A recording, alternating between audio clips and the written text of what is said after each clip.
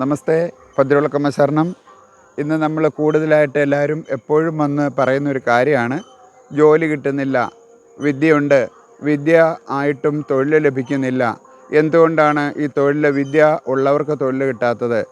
ആ തൊഴിൽ കിട്ടാതിരിക്കുന്നതിൻ്റെ കാരണം എന്താണ് എന്ന് പലരും എപ്പോഴും വന്ന് ചോദിക്കുന്ന ഒരു കാരണമാണ്.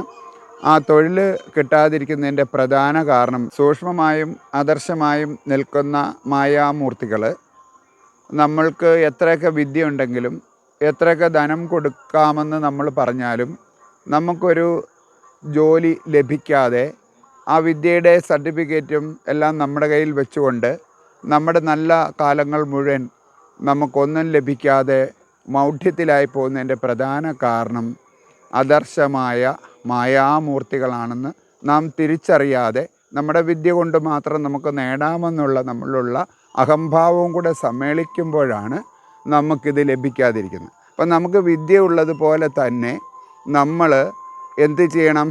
നമ്മൾ അണ്ഡഘടാകത്തിൻ്റെ ചാലകസൂക്തമാകുന്ന ആദി പരാശക്തിയെ ഭജിക്കുക കൂടി ചെയ്തെങ്കിൽ മാത്രമേ ആ തൊഴിൽ ലഭ്യമാകുകയുള്ളൂ.